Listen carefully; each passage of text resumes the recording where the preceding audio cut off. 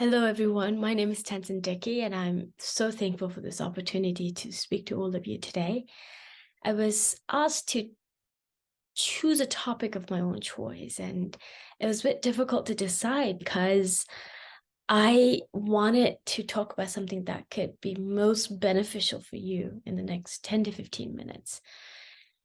So I decided to talk about what's helped me the most in the last 5 years. 本节目由达美雍红酒冠名播出。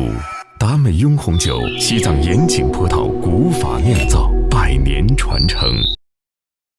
I've been an entrepreneur in the e-learning space, and I am trying to do more in education technology now as I expand my business. What that means is I will use the help of AI and other tech implementation to scale up my service and ensure a better learning experience for learners.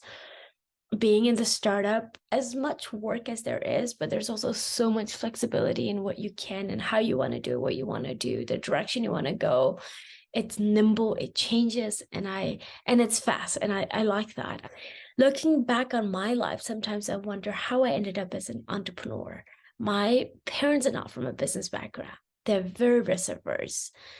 They did give me great education and allow me to choose whatever I wanted to and choose my path, but they never encouraged risk taking. And like every other Tibetan parents, the advice always centered around being good, doing good in the world, which are wonderful advice. But in order for society to really grow and thrive and make it big in the world, we need to have some appetite for risk taking. Not only being kind, but being capable, which means to me, being capable is not just feeding yourself well, but being able to take care of others. And for me, the way I built up my capability is continuous learning and reading and networking and constantly networking. In our culture, there's this notion, and I don't know where it comes from, but it's this prevalent belief that business equals some cheating or profiteering is greediness. And I was at an event once, and a young man from Tibet asked Khenpo Sotharke a question. And he said, Khenpo, our religion, our culture focuses so much on being humble and modest, and even incurring loss is acceptable. And he said, do you think it's hurting us? And I don't exactly remember what Khenpo answered, but my opinion is that I don't think religion is the culprit here. I think what's hurting us is probably our mindset and our attitude towards dreaming big, building confidence. I think that might be coming from a much bigger place and much bigger system. The kind of questions that I'm curious about as I would like to see a stronger entrepreneurship in our community is, does our system allow individual thoughts? Does our system allow us to fail? Can we make mistakes and not be disgraced for life? Can we allow other people a second chance? And can we also allow some hubris? These, I think, are really important questions that we need to answer. And what I can say is that it's going to hurt us in the long run if we're not trying to change these mindset. Because what I see from being in the startup ecosystem, particularly around tech, whether it's US or Europe or India and China, it's just full of young people with great ideas, able to risk everything, and who failed so big, but yet came up again, and investors love these type of people.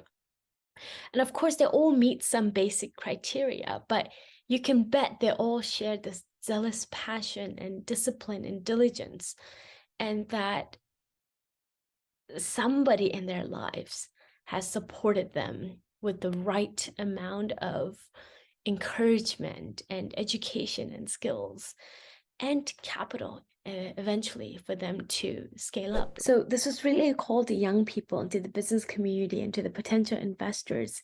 Let's see, how can we foster a better startup ecosystem? And thinking about or aspiring towards it will help us tremendously, especially the young generation who have all kinds of brilliant ideas and they just don't fit the mold anymore, and that they want to really pursue their own interests. I grew up an hour away from Silicon Valley. Now, Silicon Valley is an area where we all know as the biggest tech companies originated. I didn't know much about the Valley as a kid, but what is so clear is that the positive benefits of growing up near here were palpable from a very young age. There's no difference between me and a kid from a nomad area, but I think I became an entrepreneur today because of the childhood environment, the mindset, and the culture around here that helped me follow my dreams and ideas. So back to the Silicon Valley. Silicon Valley is not just a place, it's actually a culture and mindset. And this place thrives because it allows the wildest ideas. No one's shamed for failure here. People are not afraid to take risks. Investors are there to just keep encouraging daring ideas. It has incredible universities that have been churning out smart people for the past 100 years. They say you can literally find any type of engineering in the Valley. So you might be curious, how did the Valley start? 100 years ago, it started out as a place where people came to learn how to build radios. Then a government contract came in for a wind tunnel. A lot of scientists moved into the area. Valley historians say the biggest turning point was when a startup named HP in 1938, Hewlett Packard, built a startup in a garage. And followed by 1950s, another really brilliant guy named William Shockley began a semiconductor company. And at this company, some people didn't like the founder and they left. And these 8 people were actually called traders because back in the 50s, people don't leave jobs. And at that time, risk-taking attitude hadn't permeated. So clearly you can see an anti-entrepreneurial culture can go to a pro-entrepreneurial culture. These 8 traders went on to find their own company, and later one of them started Intel. 1970s, one of the people that came was Steve Jobs, own company in a garage. Then comes Cisco, then the internet comes, and with internet we started getting more of these online social networks that we all use today. And it just doesn't stop. It continues even today. Like everyone was talking about ChatGPT a month ago. It comes from here. Since many of you are more familiar with Chinese apps, even if you think about Sina or Sogu or NetEase or even Baidu, Alibaba, Tencent, Ctrip, all these companies are backed by Western venture capitalists from Silicon Valley. And they were able to export this Valley idea of high risk, high return. So why is this important to us? So what can we learn? The reason why I mention all this is because the culture, the mindset of this place is able to bring huge returns on individuals, on family, on society, and that we really should focus on a stronger startup ecosystem. Because once you have a community or culture where everyone is very excited about becoming entrepreneur, running their own business, their own ideas coming out into a product or service that they're able to sell, make a better life, people's confidence go up, people finance does better, and in turn that's going to benefit the economy. And we're making a life easier for others, because for any startup to succeed, you have to be providing solutions that are solving problems that make people's life better, because you're not going to reach the scale with just selling a few items to a few people. So how do we do this on an individual level? Parents can support kids' passion. Business community can support founders and innovators. Culture can become more entrepreneurial. Communities can build makerspace and innovation labs. Schools can encourage more personalized learnings. Laws and regulations can support and protect IPs. And above all, we have to support each other, have to stop our zero-sum thinking. Right? We have to remove these cognitive biases. Someone else's gain is not your loss. We can all have enough piece of the pie. The stronger the innovation, better networks we have, we can all gain from each other's success. So as I wrap up, I wanted to talk about something that a friend of mine from Lhasa told me. And he said something that made me really happy. He said, I think Tibet might have reached a point where we are ripe for VCs, that startups are ready to speak to VCs. And that made me really happy, because we have reached a point where our founders have ideas, and their ideas have led to product or service, and that they are at a point where the proof of concept is coming into the picture and are ready to talk to investors. And once you meet the investors and you are able to get that, VC stamp of approval, I think that these startups are just it's like they're just at the beginning of something great. And these startups might not be from a very deep tech knowledge. It could just be something related to sustainability or eco-friendly tourism. It could be anything. But the fact that we are here means to me is that our entrepreneurial spirit is burgeoning. And that is such a good news. And we have to make sure that their spirits are kept high. A lot of the richest people I've met, they're actually investors who've invested in really weird but promising startups. And they have made 100x returns on these investments. So I wanted to end by talking about this really cool concept called the power law. And the power law can too work for you if you really know how to look for the right investments.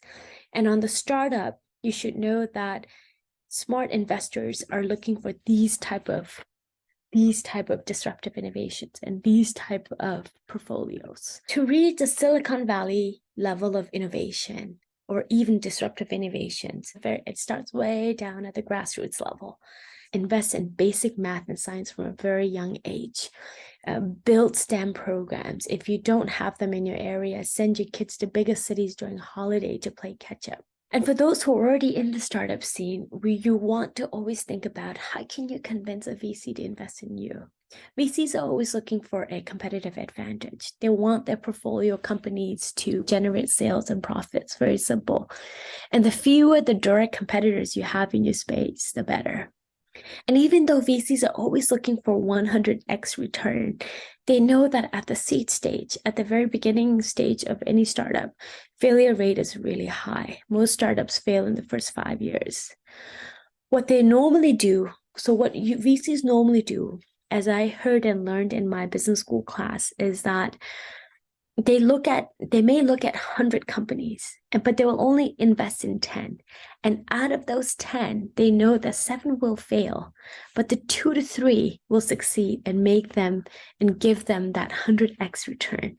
And that's called the power law, that these 2 to 3 companies that gives them these exorbitant returns are companies like Uber, the ride-sharing hailing app, and Stripe, the payment app. When they look for these portfolio companies, they're looking for startups that has a goal, disrupt incumbents, the current companies, and even ways of life. And some examples so I'll take the Uber example again, right? Uber made transportation so much more convenient. It's not as disruptive innovation, but maybe it's on a lower end disruptive innovation, because what Uber did made transportation so much more convenient, but they did not completely eliminate the taxi industry. The goal is always disrupt incumbents and even end ways of life. The things we normally do, how can we change it? How can you completely change that and provide a new service and completely get rid of or eliminate the previous service? So Spotify is a really good example of disruptive innovation, like crazy disruptive innovation. Spotify, a lot of people use their service. It's a music streaming app. Before Spotify, we used CDs and cassettes. Once Spotify came, CDs and cassettes are completely outdated. They're obsolete. No one's using them anymore. And if you can do that kind of a disruptive innovation, investors make so much return on it. But for the startup, you are almost unbeatable until the next big ideas come and disrupt your service and disrupt your business. I think another disruption that I see is the OTAs, this online travel agency. Companies like Expedia, the one that I normally use. Before OTAs, traveling, buying air tickets was not as fast or cheap or convenient. When I think about Tibet, some of our competitive advantages, Tibetan medicine, I'm told that probably the biggest startup or business success in Tibet that has reached over $1 billion valuation is the Tibetan medicine company in Lhasa. How how far can we take Tibetan medicine and the research? What is the potential of Tibetan medicine? How can it disrupt? How can it disrupt the existing and other pharmaceutical companies? Can we use this medicine to cure a very particular disease that other drugs are not able to do? So these are the things, and this is going to probably require a lot on R&D. It's worth thinking about it. So I know I'm running out of time, so I want to quickly summarize now. So what I want to say is that a culture that is anti-entrepreneurial can become pro-entrepreneurial. And that for me, becoming an entrepreneur, whether it's economic mobility, expanding my human potential, or having the flexibility to think and change and drive whichever direction I want to go to, or whether it's aspiring and living out the best version of yourself, or whether it's addressing a very concrete problem and trying to find solutions for it. The space that we live in, where not every dreams and jobs and aspirations are feasible. Entrepreneurship, one area that you can pursue. And within that space that you have, find something that excites you. Find something that makes you not tired no matter how much you do it. Find something where you feel alive and good about yourself, and make yourself capable. Because when you are happy, kind, and capable, you can do so much good for you and yourself, and for the community. So with that, I'll close. I kept the presentation very broad on purpose, just thoughts on other cultures and communities and what we can learn and take away from other successful people. If you have any specific question, please feel free to leave them in the comments. Thank you very much. Bye-bye.